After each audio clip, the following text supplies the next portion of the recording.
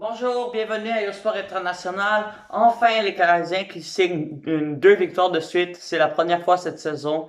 Après une victoire de 3-2 en tir de barrage face aux Islanders de New York, alors qu'on amorce une reconstruction. Euh, mais, euh, mais moi, je suis pas trop pour une reconstruction, mais je comprends que les Canadiens n'ont pas le choix vraiment de faire une reconstruction à ce point, puisque vraiment il y a peu de façons de remettre cette équipe dans la bonne direction, ça, faire un virage de jeunesse. C'est également la première victoire du gardien Andrew Hammond avec les Canadiens. Euh, En fait, les Canadiens ont marqué le premier but. Jeff Petrie a enfilé un bon tir pour son troisième de la saison. Petrie qui s'améliore grandement depuis l'arrivée de Martin Saint-Louis, lui qui a marqué deux buts depuis qu'il est venu en charge. Puis il a également un peu amélioré son jeu défensif, mais je ne sais pas s'il va rester à Montréal, mais je crois qu'il va rester jusqu'à la fin de la saison et peut-être dans la saison morte. On va pouvoir l'échanger puisque les gros contrats sont durs d'échanger pendant la période des transactions.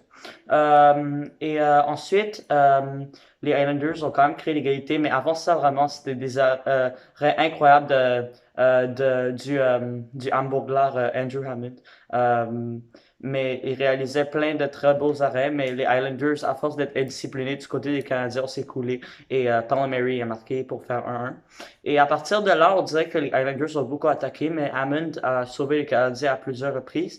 Mais par la suite, Josh Anderson a enfilé l'aiguille pour son dixième de la saison d'un tir parfait. Et, euh, mais par contre, là, à la troisième période, je trouvais qu'on avait un beau rythme. Puis je trouvais qu'on jouait physique. C'était pas nécessairement le meilleur match, mais il y avait beaucoup de physicalité.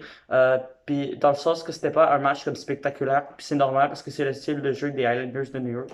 Mais les Islanders ont créé l'égalité très tard dans ce match. Un but de Brock Nelson. Lui qui a d'ailleurs marqué 4 buts lors de sa visite au Centre Bell dans un seul match.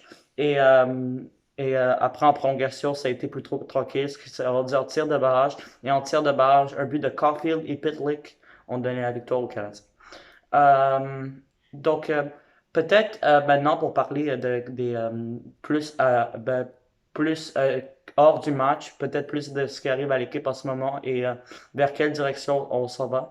Euh, Là maintenant, ils vont faire une reconstruction. Puis faire une reconstruction, ça veut dire échanger des joueurs qui ont de l'expérience, échanger des bons joueurs pour de la jeunesse, pour des choix repêchage qui sont souvent repêchés à 17-18 ans et faire grandir des espoirs.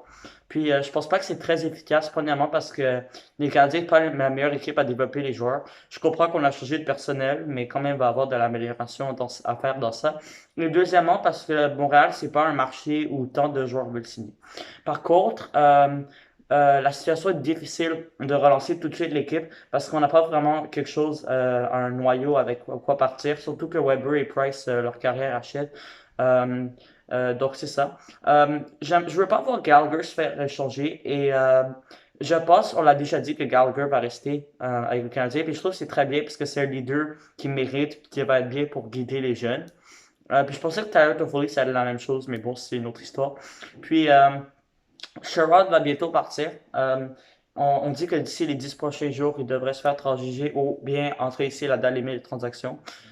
Puis également Arthurie Lekonen, qui a joué pendant beaucoup d'années ici, qui devrait partir. Puis je pense que ça, c'est les deux pièces les plus faciles à bouger parce que c'est nos plus grandes valeurs, disons, sur le marché. Euh, Puis moi, je pense que je vois les équipes offrir un choix de premier tour pour Sherrod parce que